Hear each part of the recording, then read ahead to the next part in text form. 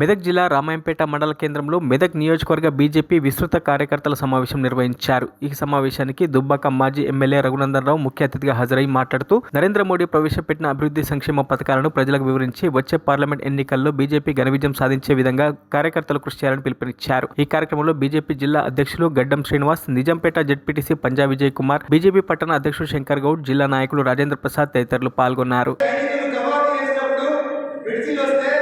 Bridge మీద కవాత్ ఆక్రమిస్తారు అంటే దానికి ఎంత గొప్ప శక్తి ఉంటుంది, రెజనెన్స్కి ఎంత గొప్ప సౌండ్ ఉంటుంది.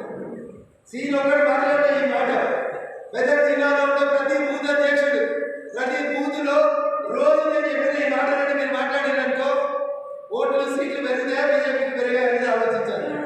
పెరుగుతాయా? నేను రేపటి నుంచి ఇవన్నీ మాట్లాడతాను కదా, నేనే రఘునందన్ రావు, నేనే నరేంద్ర మోడీ అని పనిచేస్తానంటే ఎవరైనా జరిగేది భయపడ్డారు.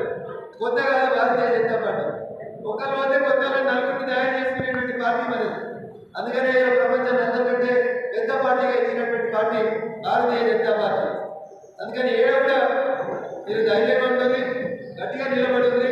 100% మన దగ్గర మా ఊర్లో ముందు అయోధ్యకు సంబంధించి రామ మందిరానికి సంబంధించి పూజ జరగలేదు అనే ఊరేదంటే చేతులెత్తారు. రాములారి విగ్రహ ప్రాణ ప్రతిష్ఠ రోజు మా ఊర్లో పూజ జరగలేదు అనే ఊరేదైనా ఉందా? ఈ దేశంలో లేదుందా?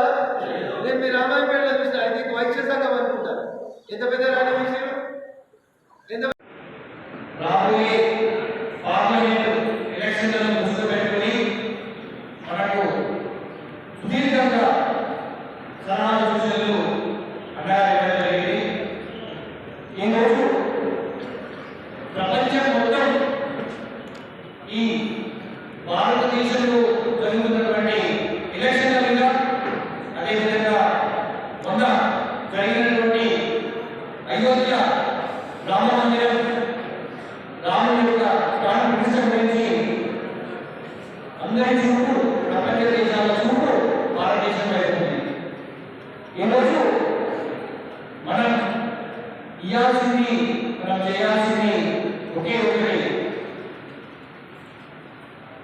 ఈరోజు విశ్వగురువుగా అవతరించినటువంటి మన రథసారథి నరేంద్ర మోడీ గారికి మనం ఏమి నిరూపించుకోగలుగుతాం అంటే ఈ పార్లమెంట్ ఎలక్షన్లలో ప్రతి ఒక్క భారతీయ జనతా పార్టీ. మరిన్ని అప్డేట్స్ కోసం మా ఛానల్ని సబ్స్క్రైబ్ చేయండి.